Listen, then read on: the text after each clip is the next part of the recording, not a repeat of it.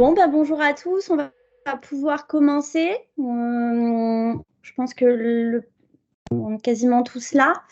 Euh, pour la logistique, on a coupé vos micros, vos caméras, mais n'hésitez pas à nous poser vos questions au fur et à mesure, à interagir via le chat, et puis on vous répondra à la fin. On fera une petite session de questions-réponses, donc n'hésitez pas. On va commencer par présenter nos intervenants. On va démarrer avec Dinesh. Bonjour. Bonjour. Bonjour à tous. Vas-y, Dinesh, je te laisse te présenter un peu plus, nous dire qui tu es, ce que tu fais et nous en dire un peu plus sur toi. Donc, je suis Dinesh Sidok, je suis le cofondateur du projet NEED et Odysseo et je dirige actuellement la stratégie, le plaidoyer et l'engagement dans ce projet. On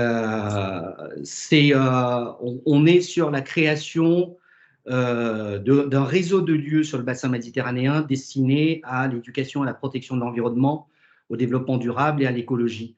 Le premier lieu verra le jour à Marseille en 2026. Ce seront des musées d'éducation et de transmission de savoir et de connaissances sur l'impact du dérèglement climatique sur nos quotidiens, mais également comment est-ce qu'on peut agir face à ça, comment est-ce qu'on peut, dans notre quotidien, changer nos pratiques pour atténuer l'impact et les conséquences du dérèglement climatique. Le premier lieu verra le jour à Marseille, donc.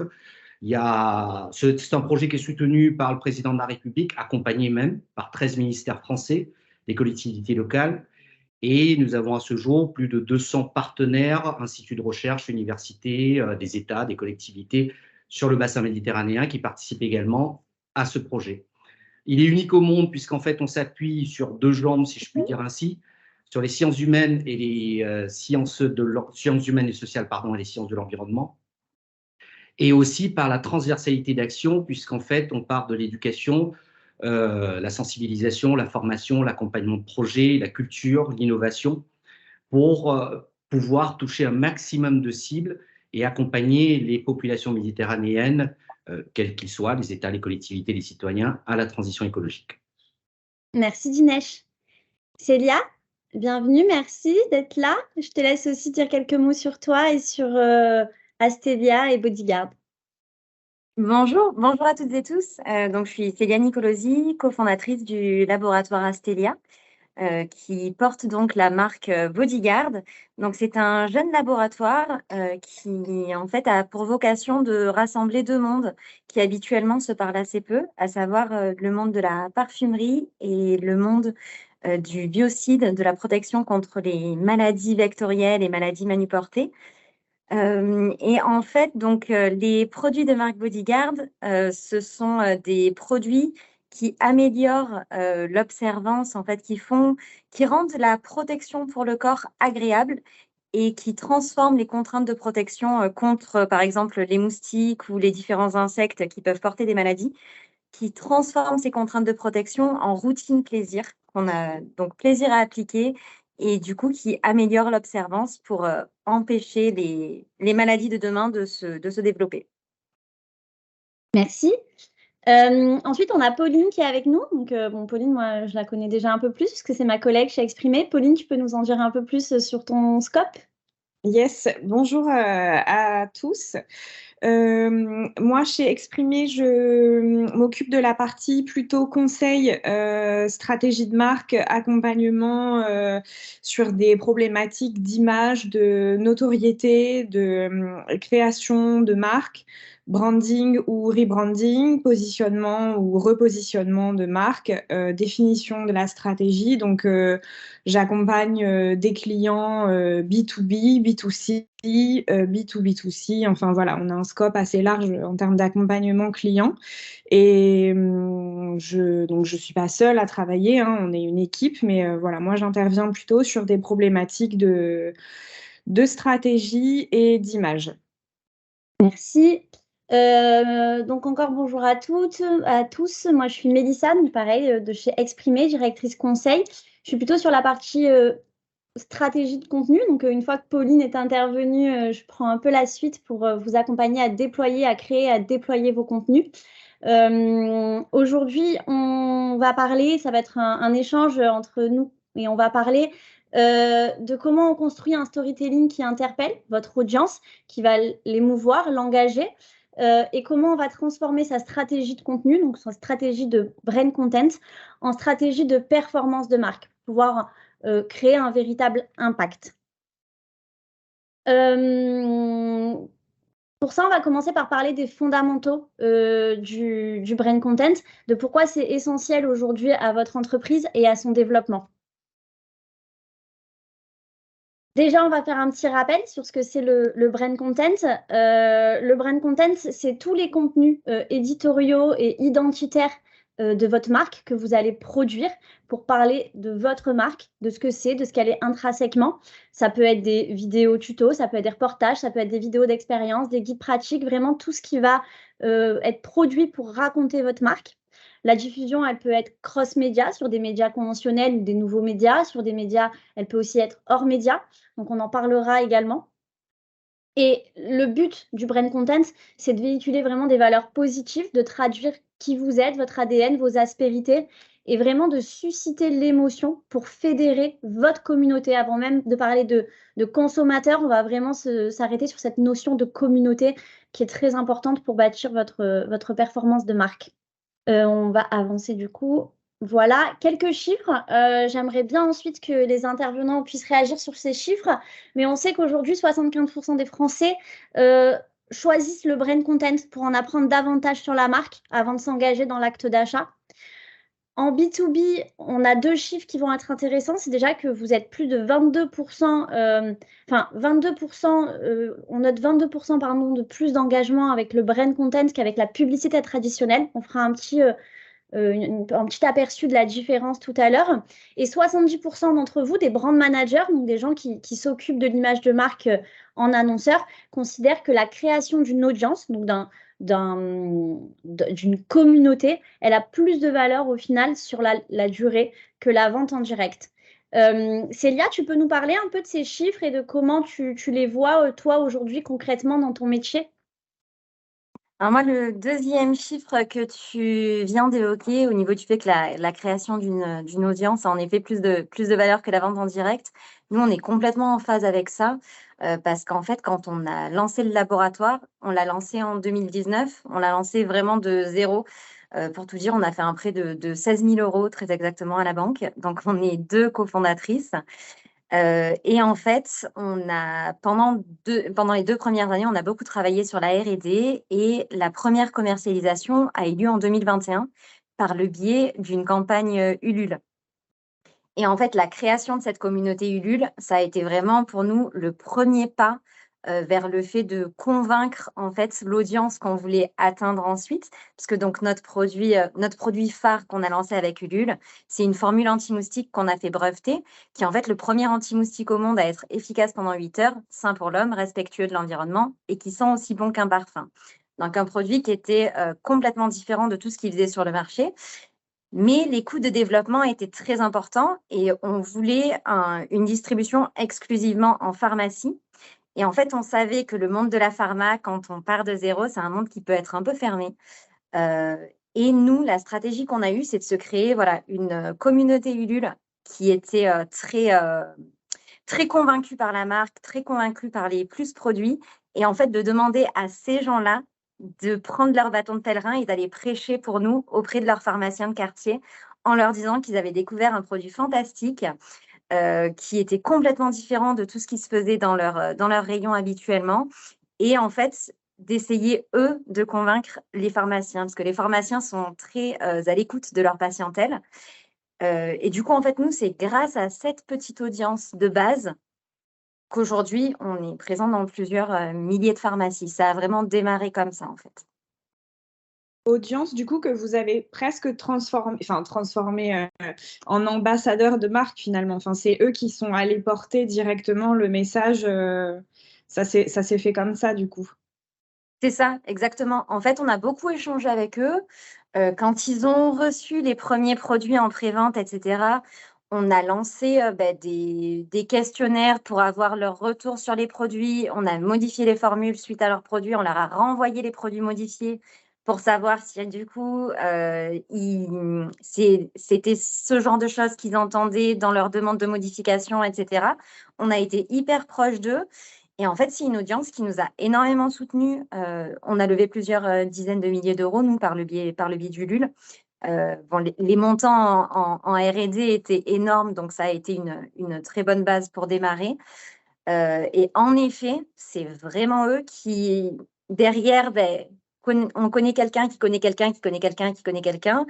Et en fait, ça nous a permis aussi de faire connaissance avec la direction d'un groupement de pharmacies qui a décidé de nous lancer en exclusivité lors de notre première année dans toutes leurs pharmacies sur le territoire, ce qui nous a permis en fait de même pas avoir à recruter de commerciaux pour notre lancement, parce qu'en fait, toutes les pharmacies d'un même groupement ont complètement adhéré à du coup ce que notre communauté Ulule leur avait dit aussi au début.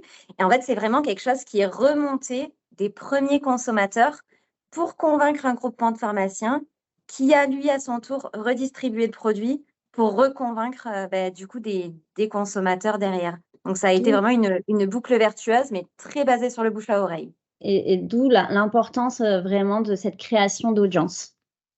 Complètement.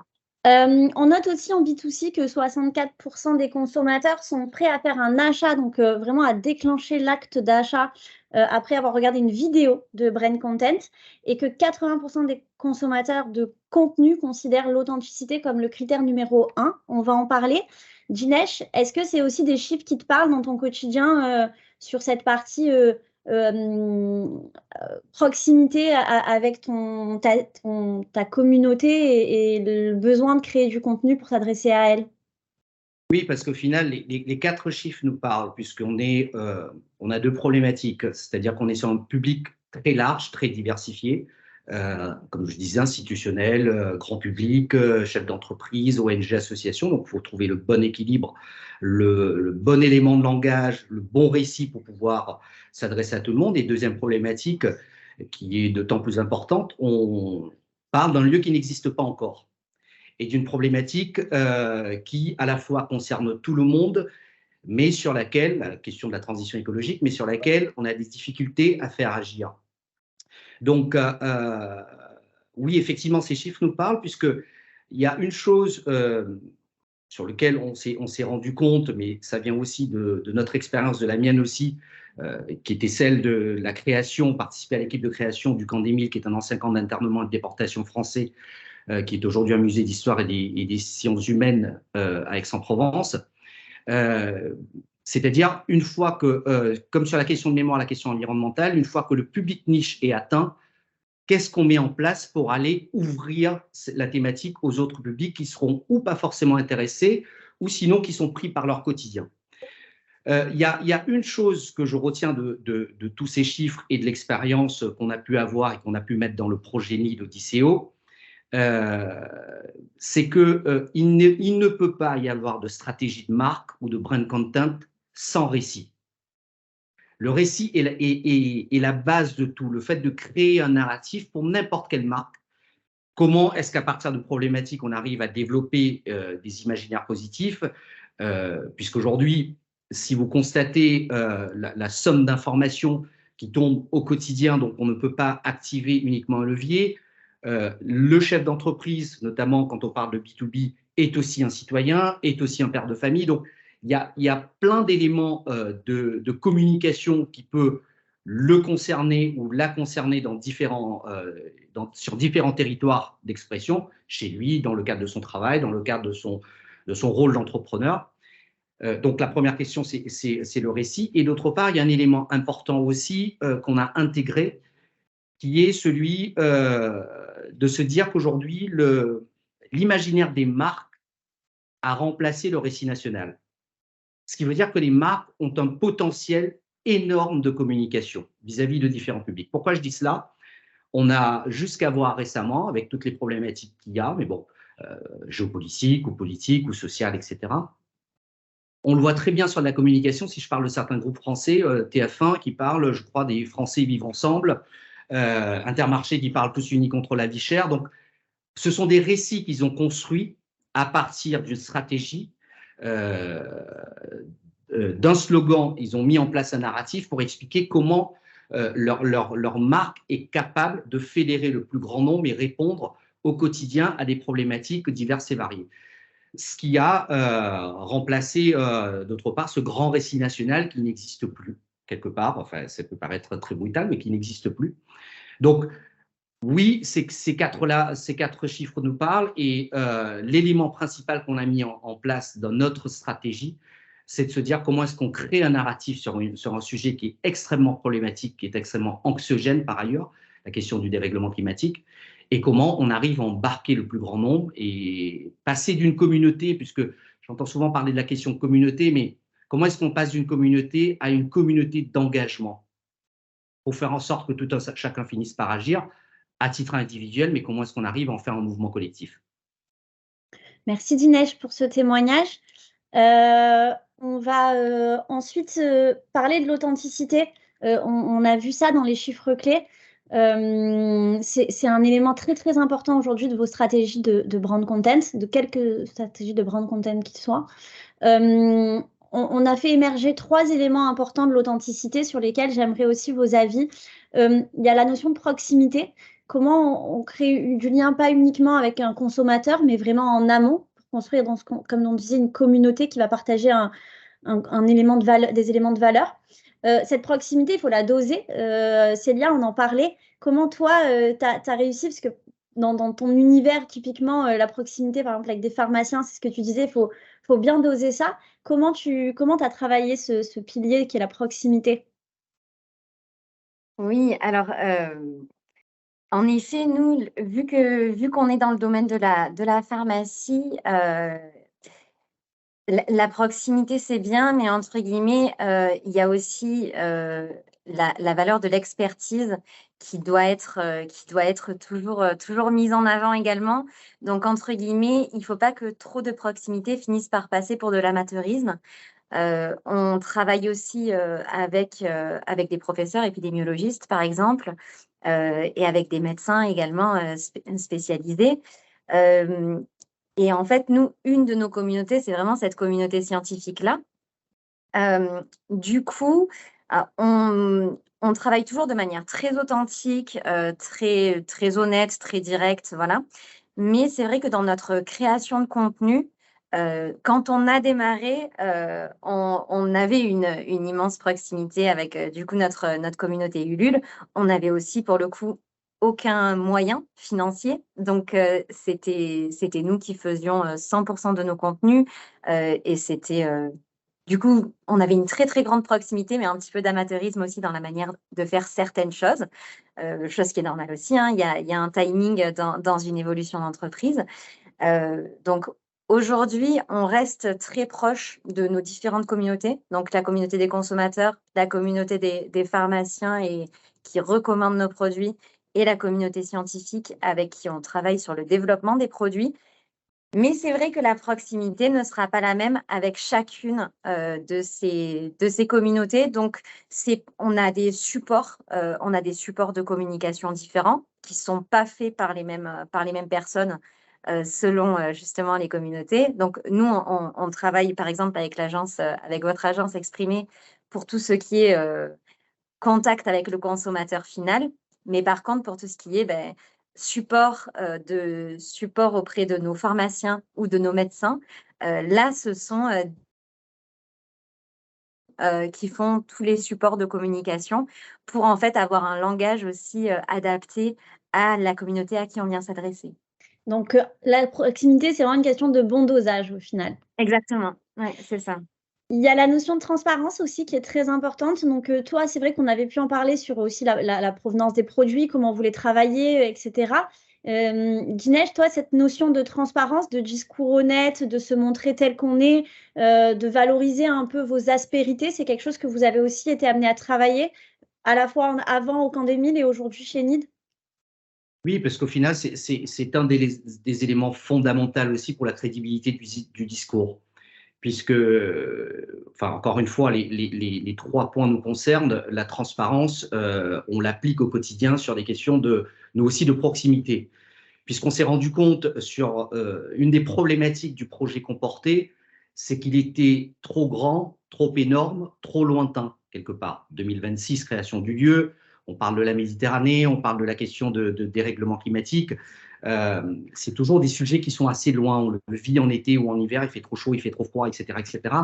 Mais il est difficilement palpable au quotidien. Donc, la logique de proximité est intimement liée avec la transparence pour nous, puisque dès qu'on a compris cette difficulté, on a créé au sein du projet Odyssée au NID un autre projet qui s'appelle Régénération, qui est sur l'accompagnement des territoires à la transition écologique, puisqu'on est parti du principe qu'on ne peut pas parler de transition écologique si on ne l'impulse pas à partir des territoires. Pourquoi?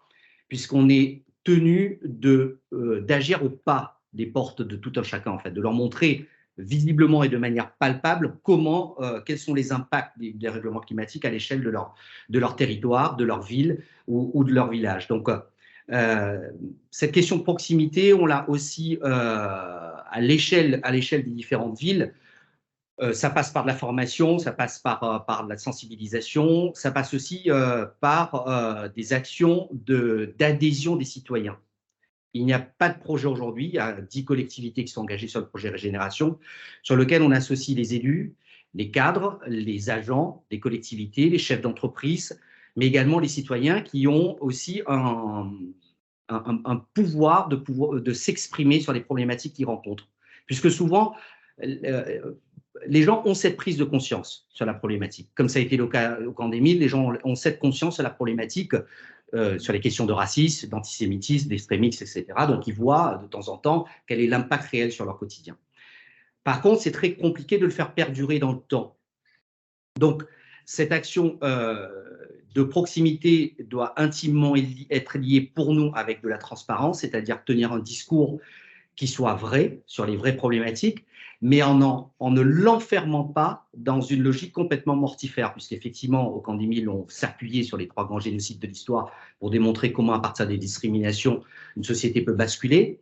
Et sur la question environnementale, du dérèglement climatique, c'est extrêmement compliqué et il faut trouver le juste équilibre pour expliquer que non, on ne va pas tous mourir. La question, elle n'est pas dessus. Mais une fois qu'on se dit ça, la question, c'est de se dire, effectivement, on va se frapper le mur. La vraie question, c'est est-ce qu'on se le frappe à 200 km/h ou à 20 km/h? L'impact n'est pas le même. Donc, important de pouvoir travailler à l'échelle des populations et au plus près des populations. Et d'autre part, important aussi d'avoir un discours extrêmement transparent pour qu'on puisse appréhender les différentes difficultés qu'il y a autour et trouver ensemble les solutions pour pouvoir faire, encore une fois, que tout un chacun agisse, en fait. Merci. Pauline, comment tu travailles, toi, cette notion aussi de bienveillance quand tu travailles avec tes clients sur le fait de créer un espace d'échange du coup positif qui va être assez inclusif aussi, de travailler des interactions sur la durée, de toujours répondre, de toujours être dans l'interaction positive. Comment tu amènes ça avec tes clients? En fait, ce que je dirais de manière plus globale, parce que là, les discours qu'on tient depuis tout à l'heure, ça met quand même en évidence quelque chose qui est assez important et qui est assez intéressant à mon sens. Diné, je t'en parlais un petit peu tout à l'heure, mais c'est vraiment effectivement au-delà de toutes les stratégies qu'on peut mettre en place et qu'on peut définir avec une marque, ça montre, je trouve, l'importance du storytelling, de l'authenticité dans le storytelling pour plusieurs raisons.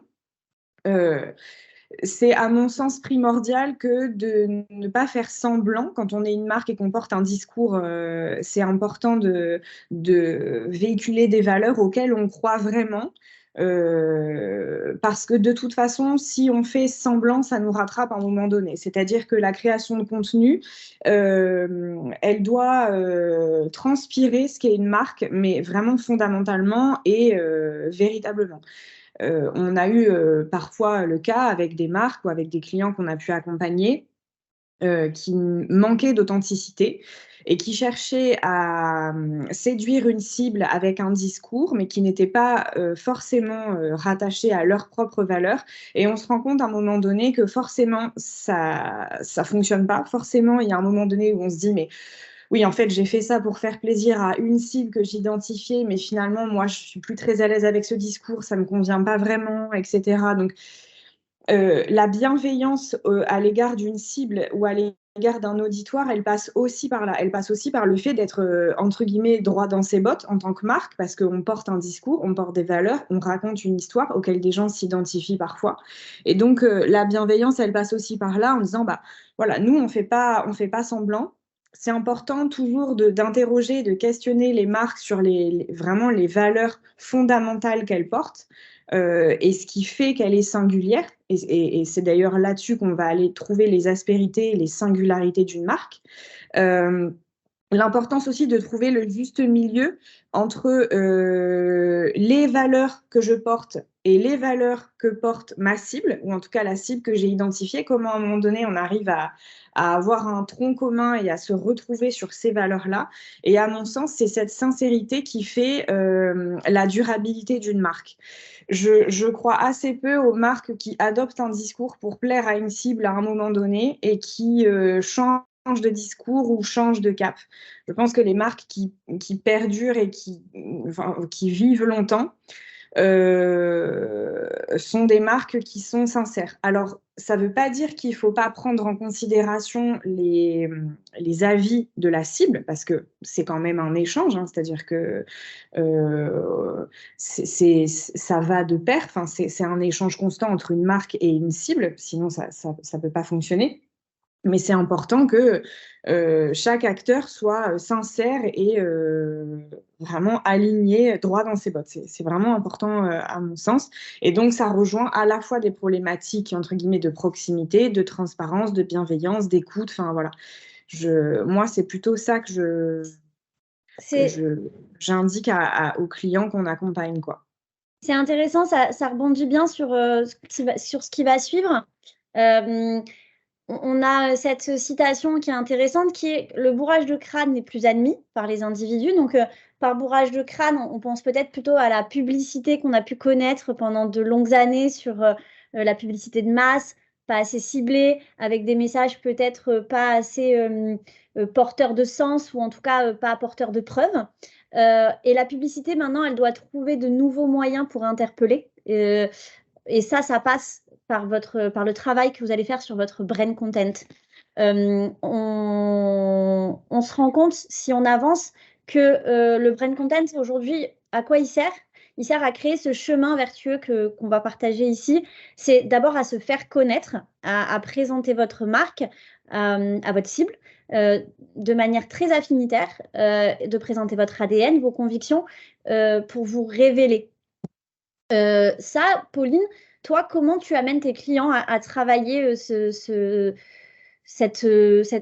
révélation de ce qu'ils sont? Alors, encore une fois, donc, ça passe par plusieurs étapes. Avant tout, encore une fois, c'est de la discussion et de la sincérité. C'est être en mesure d'analyser. Alors, quand je dis ce que je suis, c'est pas vraiment ce que je suis en tant qu'individu et en tant que personne qui porte une marque ou qui crée une marque. C'est plutôt qu'est-ce que je veux que ma marque incarne. Avant de diffuser un message, encore faut-il que je sois à l'aise avec le message que je diffuse.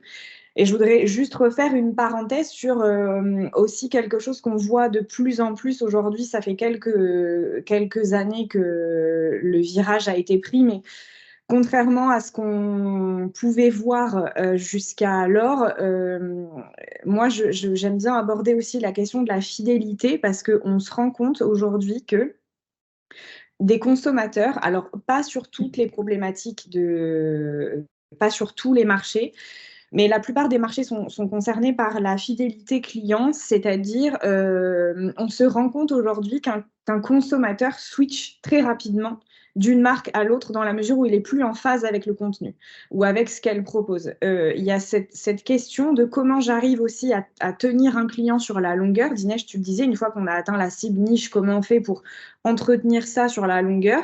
Mais en parlant avec beaucoup de fondateurs, de créateurs de marques, beaucoup nous disent il y a ce switch-là, quoi. Si le contenu ne me plaît pas, je switch de marque, je vais voir une autre marque. Il y a vraiment ce mouvement perpétuel de dire j'aime ça à un moment donné, j'aime plus ça, je change, je vais voir ailleurs parce que on a aujourd'hui un contenu tel et une ressource telle de marques, d'offres, de produits, de possibilités que ça nécessite qu'une marque soit, entre guillemets, irréprochable. Et si à un moment donné, la marque ne me convient pas pour telle et telle raison, je switch, je vais voir ailleurs. Et donc, c'est important de dire, bah, moi, je me fais connaître auprès d'une cible, mais je me fais connaître dans mon authenticité. Donc là, on va aller travailler vraiment la recherche de valeurs profondes de marque, d'ADN. On va travailler des plateformes de marque, des plateformes de communication, qui je suis, comment je me présente, quelles sont les valeurs fondamentales que je défends, mes engagements, ma vision, ma politique, quelle est ma valeur ajoutée pour un consommateur, qu'est-ce qui me différencie des autres, en quoi je suis singulier, enfin voilà.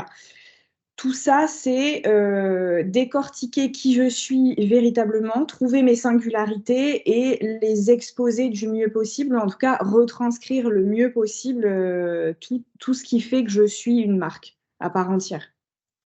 Merci. Alors, il y a la notion… Si vous permettez, Bien sûr, Dinesh. Juste par rapport à cette phrase de Jacques Séguéla, il y a une autre phrase qui a été prononcée il y a quelques années, dans les années 2000, et qui est très actuelle aujourd'hui, c'est celle de Patrick Lelay, l'ancien patron de TF1, PDG de TF1, qui expliquait que son métier, son boulot, c'était de vendre du temps de cerveau humain disponible aux marques. C'est d'autant plus, c'est très cynique, mais c'est d'autant plus parlant aujourd'hui, puisque Pauline l'évoquait, on est dans une société sur laquelle il y a une somme d'informations, une somme de marques, une somme de messages qui passent au quotidien. Si je prends ce cynisme de Patrick Lelay et que j'essaie de le positiver, je me dis, sur la logique d'une marque, qu'elle soit la nôtre ou n'importe quelle marque, comment est-ce qu'on arrive à faire dégager, comment est-ce qu'on fait dégager ce temps de cerveau disponible pour que les gens puissent entendre notre discours, comment est-ce qu'on arrive à impacter et comment est-ce qu'on arrive à les fidéliser. Et c'est pour ça que je reviens toujours à cette question du récit, du narratif. Quel récit on pose, quelle stratégie, quel imaginaire de marque. Et surtout, un élément qui est extrêmement important aussi, quel levier, puisque souvent on parle des réseaux sociaux et on se dit on fait un post sur Facebook, on fait un sur Twitter, souvent c'est les mêmes, on est nous-mêmes les premiers concernés. Mais la logique de compréhension du public vers lequel on s'adresse est extrêmement importante aussi. Et quel langage, quelle écriture on va mettre en place pour s'adresser de manière la plus pertinente au public pour pouvoir justement toucher ce moment où il est capable d'entendre le discours qu'on est en train de présenter en fait. Et tout à fait, et c'est là qu'on va basculer du coup dans le faire aimer, donc le fait de faire naître cet attachement auprès de vos cibles et de votre communauté. Et là, on revient sur la notion de récit qui était intéressante tout à l'heure, l'histoire qu'on raconte, les images qu'on propose, l'univers un peu photographique, la mise en scène de comment on va proposer notre offre. Et c'est vraiment de proposer un univers qui va être assez désirable pour la communauté par l'idéal de valeur ou l'idéal de positionnement que représente la marque à ce moment-là pour aller créer vraiment de la préférence. Et ça grâce à ça, on en arrive sur ce troisième point qui est de faire agir, donc de vraiment transformer la prise de parole en levier de conversion concrète avec une stratégie qui va devenir héroïste pour transformer la communauté, et t'en parlais tout à l'heure, Pauline, mais en client fidèle. Ça, Célia, c'est un sujet qu'on a déjà pu avoir ensemble. Comment toi, tu parlais de ta communauté Ulule, comment tu as fait pour justement vraiment partir de ton contenu de marque pour transformer vraiment en termes de chiffres et de conversion tes prises de parole marque? Alors, là, je pense qu'au début, on en revient, comme disait Dinesh, au storytelling. Nous, on avait une histoire qui était assez claire, assez innocente aussi, en fait, parce que l'idée, en fait, à l'origine du labo, c'était donc Stéphanie, qui est la cofondatrice, et moi, qui étions, à l'époque, on vendait du parfum. On était en voyage en Asie du Sud-Est pour rencontrer des distributeurs pour vendre donc nos parfums. On se faisait dévorer par les moustiques et on se disait mais c'est pas possible d'aller en rendez-vous en puant le produit chimique alors qu'on est censé vendre du parfum et des produits hyper agréables. Et en fait, c'est littéralement avant un rendez-vous qu'on s'est dit mais c'est pas possible que rien n'existe. viens, on l'invente, viens, on crée ça toutes les deux. Et en fait, donc à l'origine, quand on a lancé avec Ulule, etc., c'est cette histoire-là qu'on a racontée. Et en fait, qui a beaucoup plu, qui a beaucoup parlé. Et typiquement, moi, en fait, j'étais un peu la cliente idéale pour laquelle on allait lancer Bodyguard, parce que moi, les produits habituels, des anti-moustiques, ce genre de produits, je n'utilise pas du tout. Parce que juste, je trouve ça beaucoup trop désagréable à mettre. Et en fait, le fait qu'on explique notre cheminement, en fait, il y a beaucoup de gens qui se sont reconnus, entre guillemets, dans cette histoire, parce que nous, dans notre marché, on a appris plus tard que la quasi-totalité de la population, à savoir 97% de la population, ne se protège pas contre les maladies vectorielles, même quand on va dans les zones où il peut y avoir le palu, la dengue, le chikungunya, donc dans les zones où il serait crucial de se protéger, 97% de la population ne le fait pas, et en grande partie parce que les produits ne sont pas assez agréables. Donc nous, en fait, notre storytelling, on va dire calé très bien en fait avec le marché entre guillemets, et ça a été le premier pas. Du coup, vu que les gens se sont reconnus dans ce qu'on racontait, ils nous ont donné notre première chance. Et après, par contre, il y a une chose qui est très très claire, c'est qu'on a une communauté qui est hyper engagée et hyper. Les gens qui commandent chez nous, généralement, ils restent chez nous après. On a eu très, très, très, très, très, très peu de retours clients négatifs. Et ça, par contre, ça passe pas uniquement par le brand content, mais ça passe aussi tout simplement par le produit final. C'est-à-dire qu'on peut avoir une super image, etc., et convaincre les gens de tester ce qu'on fait. Si au moment où ils vont faire le premier acte, après être tombé un peu en amour de cette marque et tout ça, on décide de lui donner une chance de tenter les produits, et au final, les produits sont pas à la hauteur de ce qu'on nous a promis, je pense que c'est la pire chose qui peut arriver. Donc, nous, on a aussi la chance, entre guillemets, d'avoir des produits dans lesquels on croit vraiment et où les gens, une fois qu'ils les essayent, ils restent là-dessus. Donc, en fait, nous, on accompagne les clients et le brand content, c'est jusqu'au point de vente. Parce que, par exemple, sur nos meubles en pharmacie, il y a des petits QR codes qu'on peut flasher. Et en fait, quand on les flash, c'est des vidéos de l'équipe Bodyguard qui leur explique comment appliquer le produit, pourquoi choisir ce produit-là plutôt qu'un autre, etc. Et sur ces vidéos, c'est Stéphanie et moi qui apparaissons pour expliquer, donc les fondatrices de la marque. Et en fait, c'est vraiment un tout, mais c'est vrai que ça permet d'avoir derrière, par contre, des gens qui croient le produit, qui le suivent à fond et qui en deviennent les ambassadeurs. Parce que nous, ça nous est arrivé plusieurs fois d'aller dans les pharmacies pour former les des équipes conseils, et d'avoir des clients qui arrivaient au milieu de la formation en rayon en me disant « Ah, mais trop bien, vous êtes là, mais moi j'adore ce produit », et qui presque eux-mêmes former du coup au final les conseillers ou conseillères qui étaient en rayon. Donc c'est vraiment, c'est vraiment un tout. Donc, on Je parle pense. vraiment, en fait, au final, pardon, je te coupe, mais c'est vraiment Oui. ton expérience utilisateur globale qui va te permettre cette transformation aussi. Exactement. Ouais, Ok. exactement, complètement. C'est nous, ça peut paraître très bête, mais on est les seuls aujourd'hui anti-moustiques en rayon à avoir des testeurs, parce que la sensorialité, ça fait partie complètement de l'expérience client. Donc voilà, ces petites vidéos en rayon aussi. Après, on a aussi des questionnaires que les gens peuvent remplir pour sur différents sujets, ce qu'ils aimeraient voir apparaître dans la gamme, etc. Donc, en fait, oui, c'est des interactions à chaque moment, en fait, de la vie du produit. On parle d'écoute active aussi, du coup, de votre communauté. Je t'ai pas entendu, pardon. On parle d'écoute active aussi, du coup, de votre communauté, parce que les informations ne vont pas être uniquement descendantes. C'est pas uniquement vous qui allez amener du contenu à votre communauté, mais grâce à ces questionnaires, vous allez pouvoir avoir aussi des informations remontantes qui vont nourrir votre marque. Donc, tout ça, ça reste l'expérience client, la sensorialité, comme tu disais, l'écoute active, ça reste des contenus de brand content aussi très importants qui te permettent aussi cette conversion aujourd'hui. Ah oui, complètement. Alors, nous, ça va vraiment, vraiment dans les deux sens. Il y a plein de choses qu'on a mis en place, soit parce que du coup, notre communauté de pharmaciens nous disait, ça, franchement, ce serait mieux que ce soit fait comme ça. ou alors parce que les utilisateurs du produit nous disaient « Ah ben là, cette formule-là, on trouve qu'elle sent un peu trop fort, on trouve que si, on trouve que là ». On a toujours écouté dans la mesure du possible les informations qu'on nous a remontées et on a toujours essayé de s'adapter hyper rapidement aux infos qui nous étaient remontées. Parce que oui, en effet, ça va dans les deux sens. C'est-à-dire que la marque, au moment où on l'a créée, c'est qu'on croit à fond à ce qu'on fait, et voilà.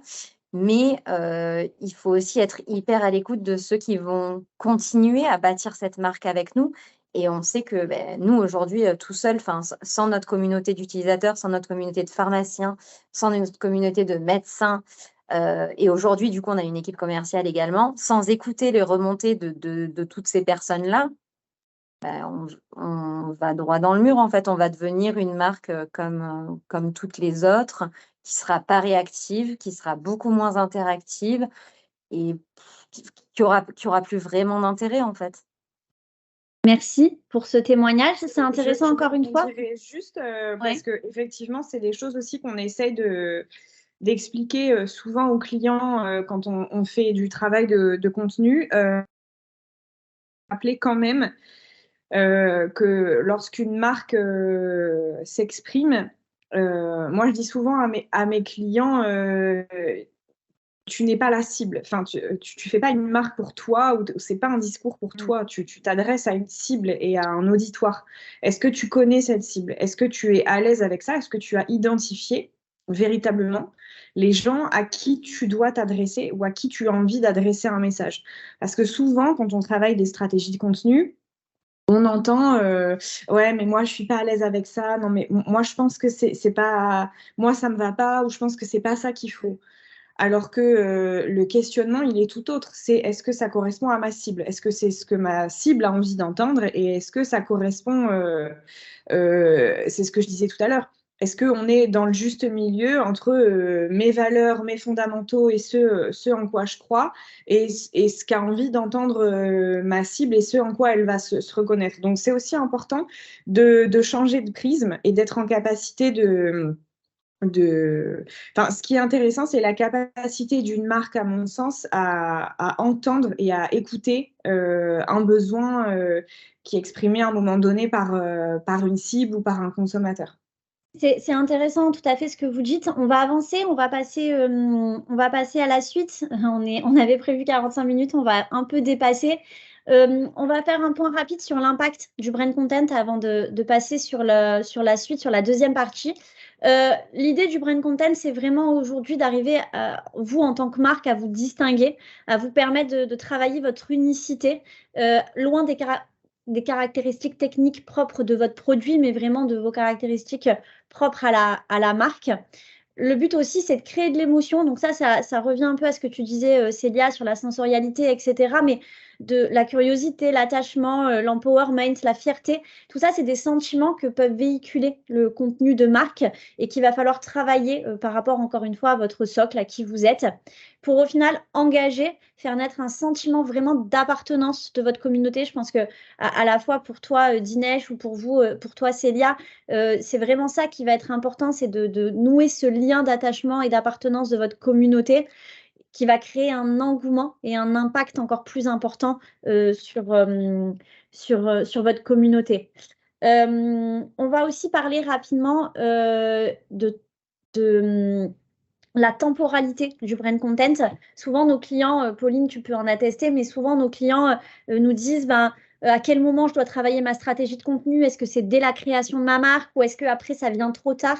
Il n'y a pas de bon moment. Enfin, il n'y a pas de moment vraiment parfait pour travailler sa stratégie de contenu. Parfois, ça peut être trop tôt parce que vous n'avez pas défini vos fondamentaux, par contre. Et si vos fondamentaux ne sont pas bien définis, tout ce que vous allez bâtir dessus, au final, ça sera un peu un colosse au pied d'argile.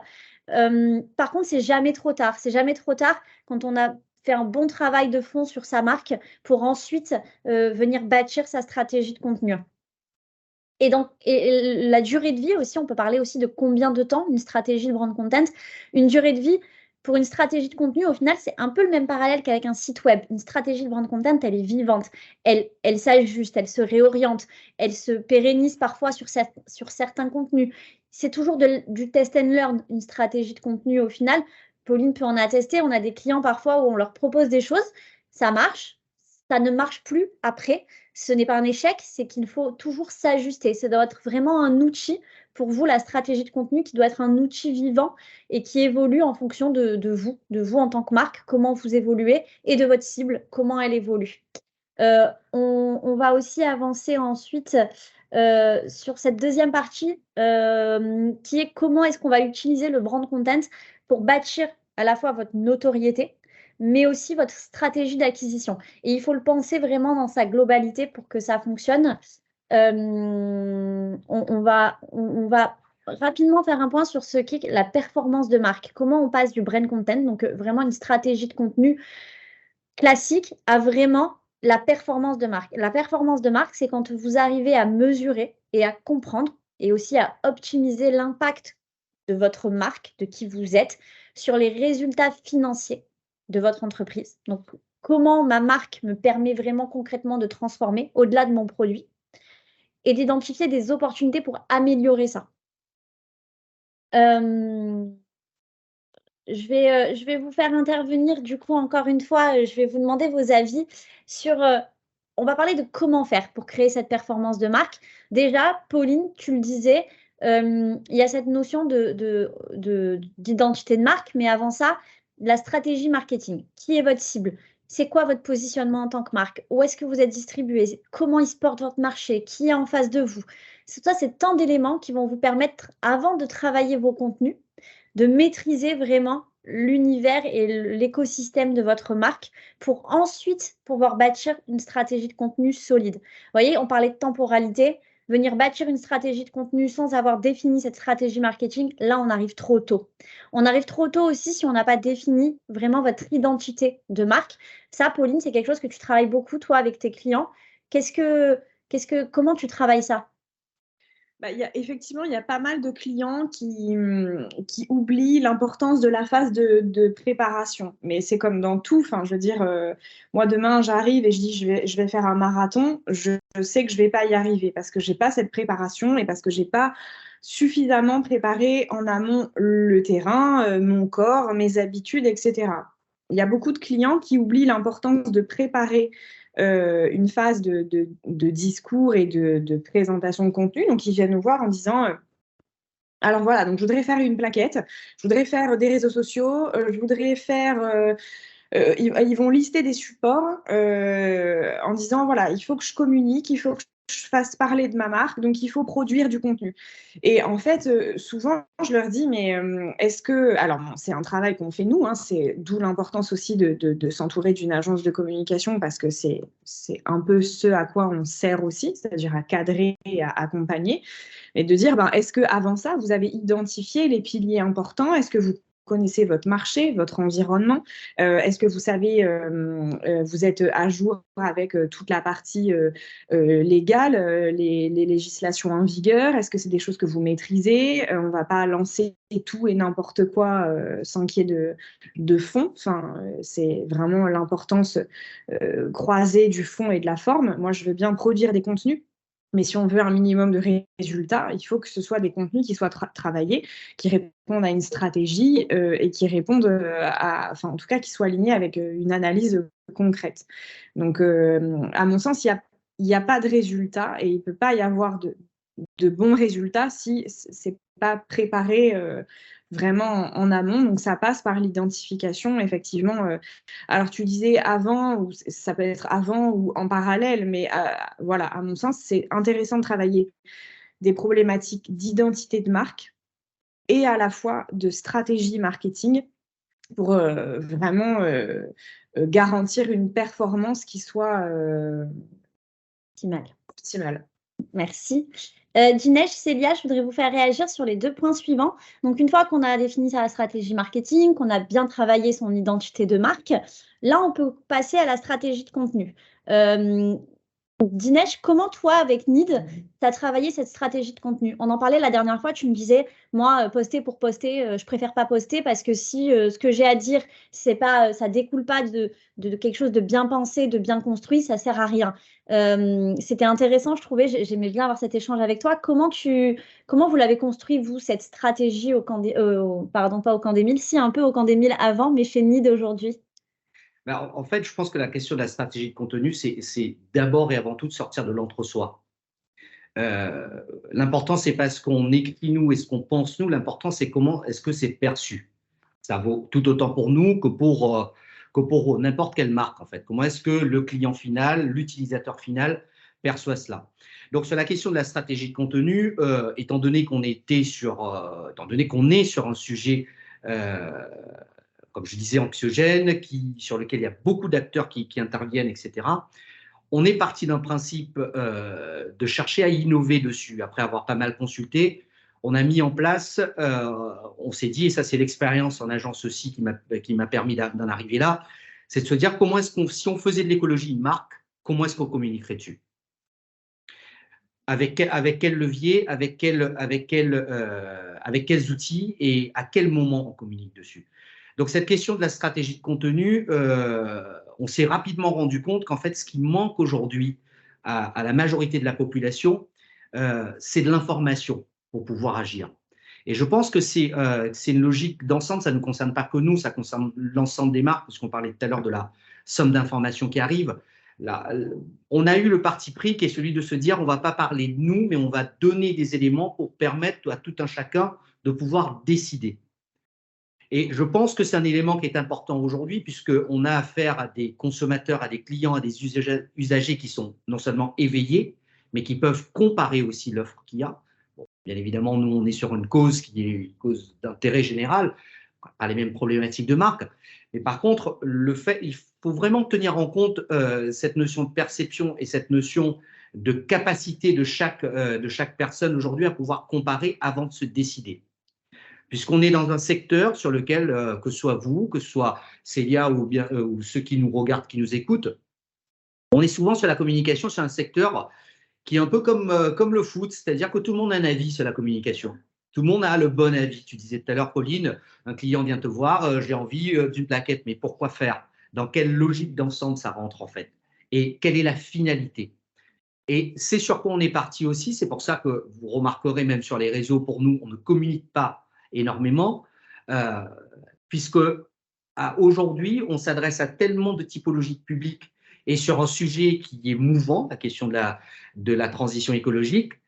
La réalité d'aujourd'hui n'est pas celle de demain, même en termes de semaines, et surtout, on a affaire dans notre secteur à énormément de climato-sceptiques qui sont très, très actifs. Donc, on a ces trois leviers qu'il faut d'une part, qu'on combatte, mais d'autre part, qu'il faut qu'on nourrisse. Et on a eu le parti pris sur notre stratégie de contenu, c'est de partir sur la transmission de savoir et de connaissances. Et derrière, venir donner des solutions pour que chacun puisse agir, en fait. Donc, on va être sur des contenus vraiment très pédagogiques au final. Là, la notion de pédagogie, elle va être importante chez vous. La notion de pédagogie est importante chez nous, mais la notion en dehors de la pédagogie, c'est la notion de transmission de savoir et de connaissances, en fait. C'est que aujourd'hui, on parle souvent des fact-checkers, etc., mais il y a tellement d'informations et tellement de mauvaises informations qu'en fait, une marque qui n'arrive pas à rentrer dans une temporalité avec le bon message, avec le bon visuel, puisque souvent on oublie cela dans le cadre d'une stratégie, la création en fait partie, c'est compliqué. Et je vais juste finir sur une parenthèse. On avait vécu ça au Camp des Milles, par exemple, à l'ouverture du lieu, après 30 ans. La communication avait été celle d'un visuel en noir et blanc sur un wagon et le camp qui était en arrière. Je m'en rappelle. Et qui était quelque part complètement légitime, puisque ça a nécessité 30 ans de combat des anciens déportés de résistants et de ceux qui portaient le projet de la génération qui a suivi, donc qui était parfaitement légitime. Sauf qu'une fois qu'on est sorti de ce public niche, on a eu énormément de difficultés à faire venir le public jeune. Quand tu en étais dans le sud, tu n'as pas envie de venir dans un camp de déportation. Et en 2015, on a fait un virage total qui ne nous sortait pas de notre ADN, donc c'est important qu'une marque ne sorte jamais de son ADN, mais qui répondait à ce qu'on pouvait percevoir en attente, sur les attentes de public. Donc je parlais tout à l'heure de cet imaginaire de récit positif. On est parti sur une question sur le vivre ensemble. Non pas qu'il faut tous qu'on vive ensemble, mais on n'est pas tous pareils. Pourquoi est-ce qu'il faut qu'on vive ensemble? Et ça venait nourrir notre discours, et d'autre part, ça permettait d'amplifier, d'augmenter notre audience. Et c'est aussi ce qu'on utilise aussi sur la question de need, comme je disais tout à l'heure. Une fois qu'on a posé le problème et qu'on s'est dit que ça va être compliqué en termes de ressources, en termes de quotidien, en termes de travail, puisque la transition écologique pour nous, non seulement c'est un public diversifié, mais c'est des sujets diversifiés. C'est non seulement la biodiversité, c'est la relation au travail, à l'école, la relation des marques, comment est-ce qu'on emmène des marques aussi à intégrer cela dedans. Donc, ça a été fondamental pour nous, à la fois la question de la stratégie, mise en place, la stratégie pédagogique, mais la transmission de savoir et de connaissances. Et je pense que ça ne tient pas qu'à nous uniquement, c'est-à-dire, on parlait tout à l'heure sur l'expérience client, je pense que c'est un conseil sur l'ensemble des marques qui se développent en fait. Tout à fait. Tout à fait. Ce que je retiens beaucoup de ton intervention, en effet, c'est intéressant, c'est aussi la partie transmission graphique de tout ça, pour ne pas taper à côté. Si le message est bon, la cible est bonne, tout ce qu'on a construit est bon, mais c'est vrai que parfois, si on tape à côté sur la traduction graphique, ça peut porter pâle à cette stratégie. Un dernier point qui va être important pour construire votre performance de marque, c'est les interactions régulières. Donc ça, Célia en parlait très bien tout à l'heure, de maintenir un engagement constant, d'être à la fois sur l'écoute descendante, l'écoute active, écouter les feedbacks, d'avoir une gestion efficace des plaintes ou alors de la crise, parce que ça peut arriver, et on en parlait en préparation de ce webinaire, et on en fera peut-être un sujet à part un jour, mais de dire d'intégrer votre communication de crise à votre stratégie de brand content. Comment est-ce qu'on prend la parole quand on se retrouve en porte-à-faux, ce qui peut arriver à toutes les marques, même celles de bonne volonté et de bonne foi. Donc, comment est-ce qu'on va aussi intégrer cette communication de crise pour avoir des interactions positives avec la cible quand on a un feedback négatif ou quand on a un problème un peu plus important? C'est d'offrir vraiment une expérience positive à chaque point de contact avec votre cible, que ça soit sur la partie commerciale, sur les réseaux sociaux, en événement physique. C'est bien, on parlait à juste titre, le fait de les rencontrer en point de vente et d'avoir ce QR code où on a ensuite un travail de vidéo, on a ce travail aussi des questionnaires, tout ça, ça fait vraiment partie d'un travail de performance globale de votre marque. On va aussi voir deux autres... On va rapidement passer sur les indicateurs qui vont vous permettre de mesurer la performance de votre marque. D'abord, il y a la notoriété et l'image. Ces deux indicateurs qui sont très importants, qui sont durs à mesurer. Ce n'est pas toujours palpable. J'en parlais avec un client pas plus tard que sur ce début de semaine. Comment est-ce qu'on fait pour mesurer l'impact de notre notoriété et de notre image, et pour être sûr que ce qu'on travaille en contenu va nous permettre de grandir sur ces deux points-là. Donc là, il y a des tests qui sont très basiques et qui s'imposent pour voir ça. Avant une campagne de brand content, quelle est la notoriété de la marque? Quelle est l'image de la marque? Et après votre campagne, quelle est l'évolution? Est-ce que ça a marché? Est-ce que ça n'a pas marché? Quels sont les messages que l'on doit réorienter? Ces deux indicateurs qui sont la notoriété et l'image peuvent être mesurés. Il y a des méthodes pour le faire. On le fait avec nos clients. Et comment on les utilise ensuite pour travailler la performance de la marque? Deux autres indicateurs qui sont, eux, plus mesurables, plus faciles, qui vont être l'engagement de la communauté. Ça, Célia, tu le vois, toi, sur les réseaux sociaux ou quand tu fais tes formations en pharmacie. Toi, Dinesh, tu vas pouvoir rapidement aussi le mesurer par le trafic que vous aurez une fois le lieu ouvert, mais vous commencez aussi à le mesurer sur vos réseaux et sur votre site. C'est des indicateurs forts de la performance de votre marque, c'est des indicateurs qui sont quantifiables. L'engagement, on peut le mesurer de deux manières, à la fois sur la quantité, on fait grossir notre communauté, on fait grossir les interactions, mais aussi on peut le mesurer sur la qualité. Est-ce que les interactions sont de qualité? Est-ce que la cible est cohérente au regard de ce que vous aviez défini au début? Donc, c'est vraiment cet indicateur qui va vous permettre vraiment de mesurer l'engagement de votre communauté. Et pour finir, le dernier indicateur de votre performance de marque, c'est un indicateur très basique qui est commercial. Est-ce que, après avoir produit des contenus, les avoir diffusés, avoir monté votre stratégie de brand content, avoir fait tout ce qu'on s'est dit jusqu'à présent, est-ce que vous voyez des résultats commerciaux concrets?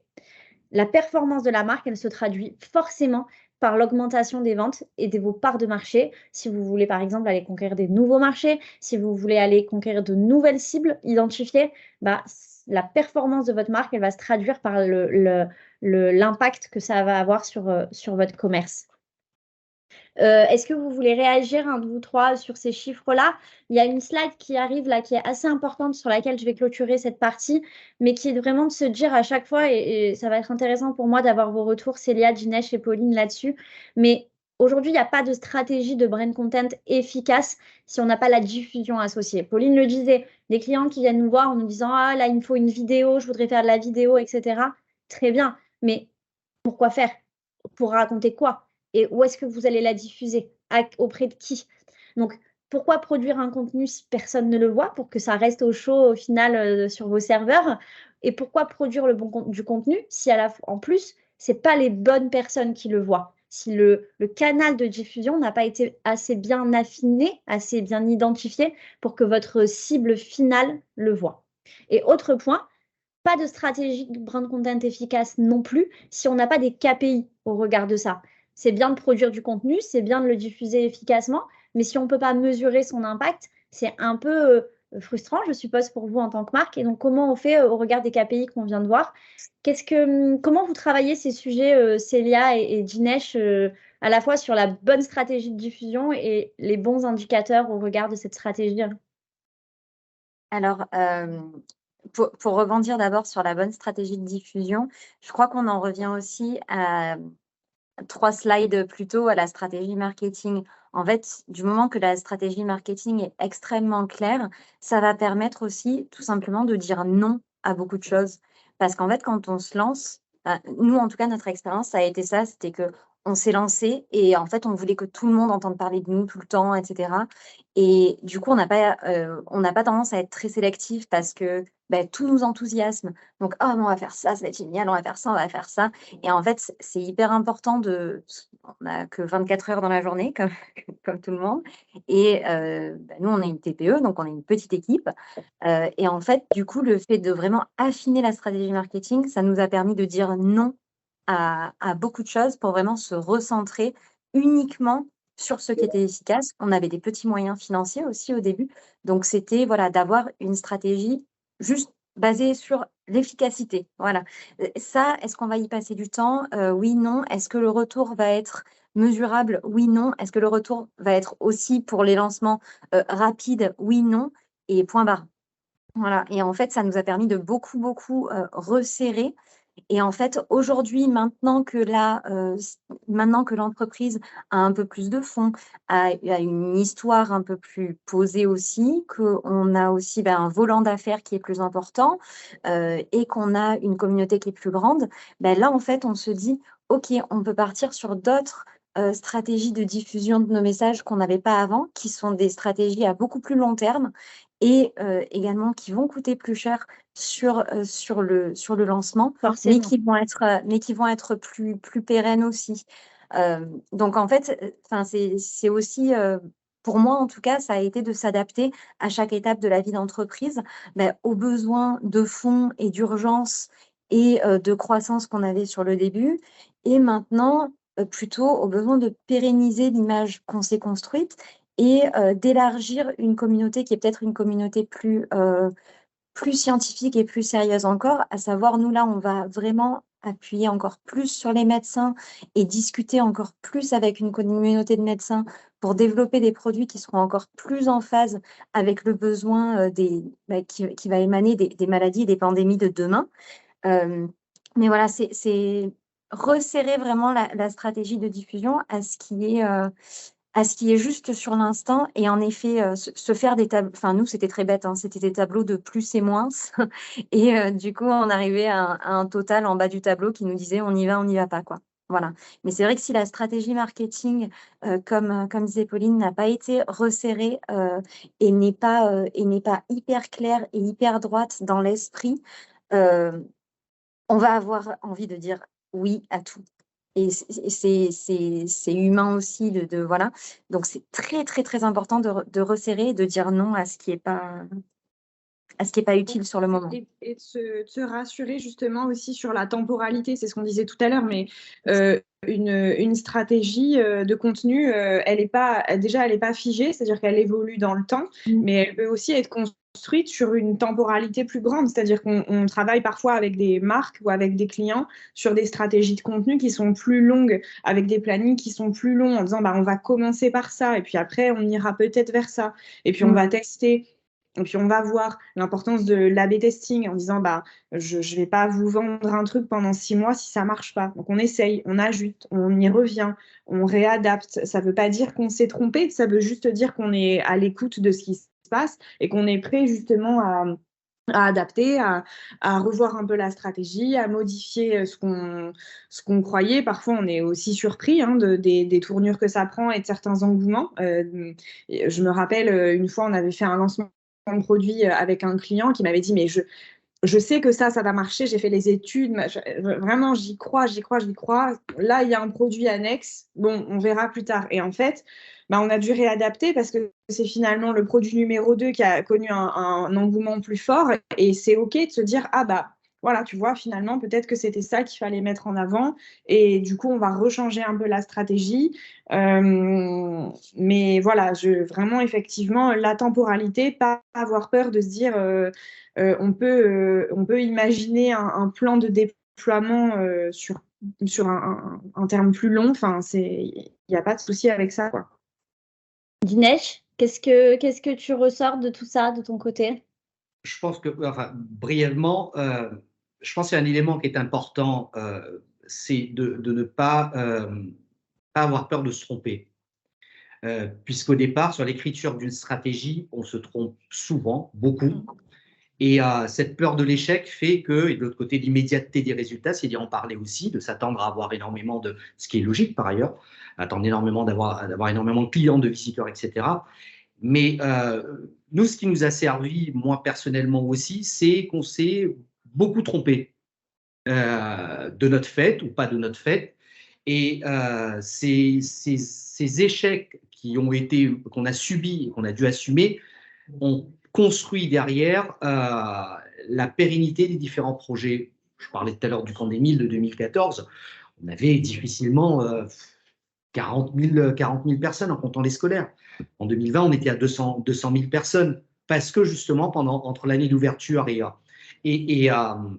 2014, on s'est beaucoup trompé sur le discours, sur le visuel, sur la stratégie adoptée.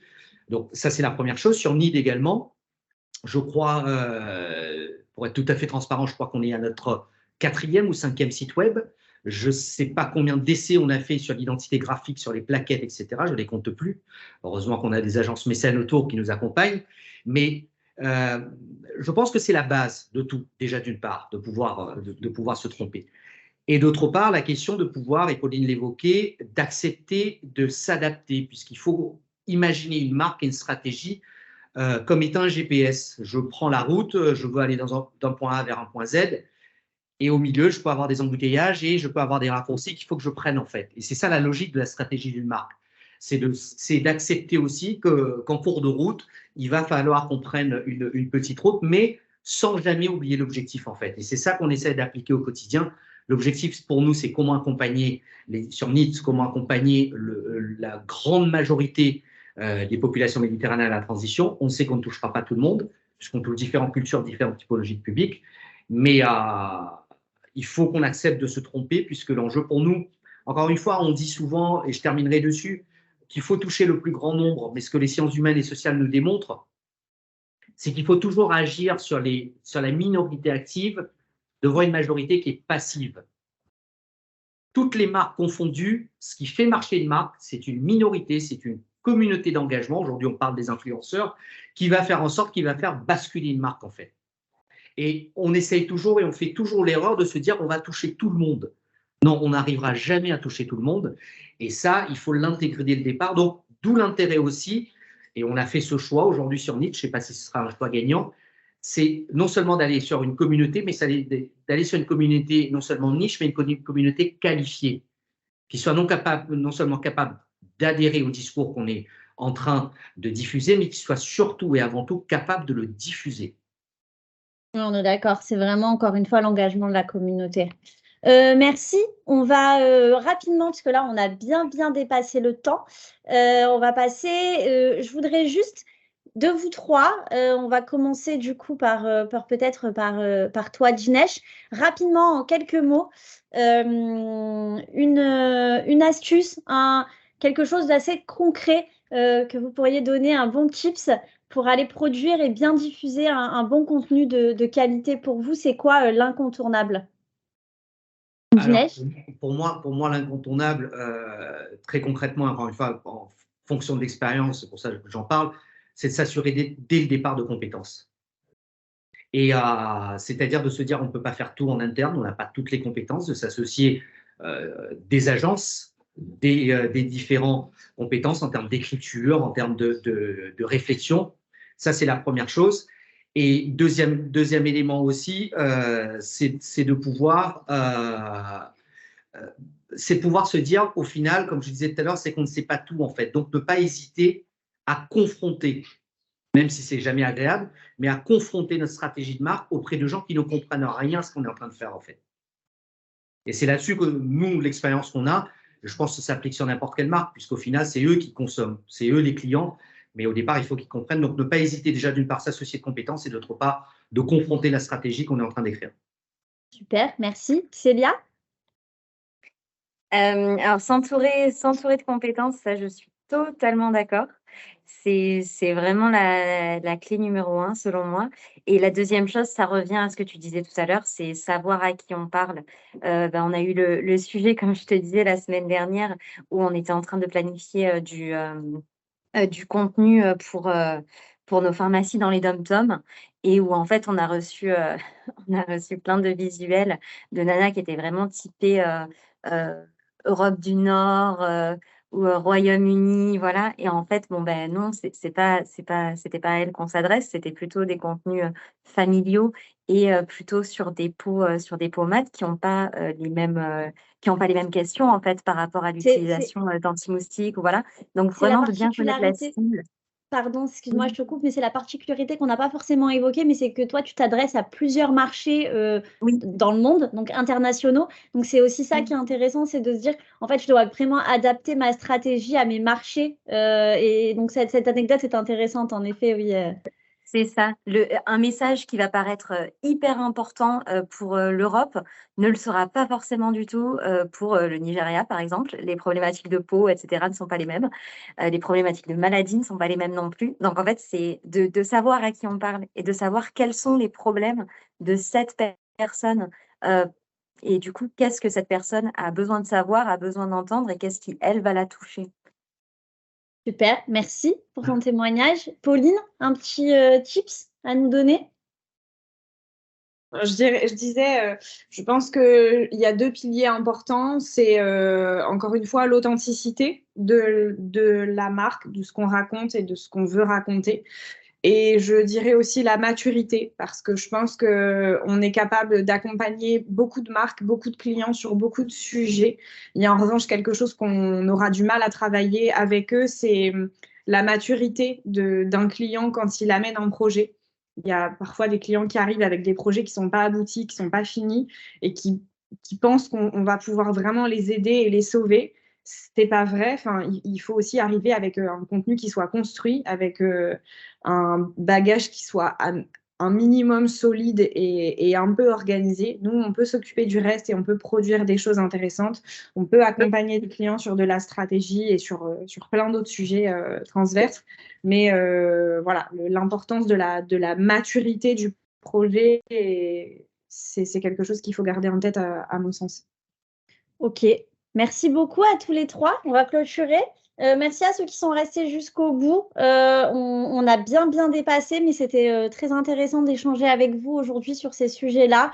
Si vous avez des questions, là, on va couper, on va passer. Mais si vous avez des questions, il ne faudra pas hésiter à nous faire des mails. Vous avez nos adresses. De toute façon, vous avez tout ce qu'il faut.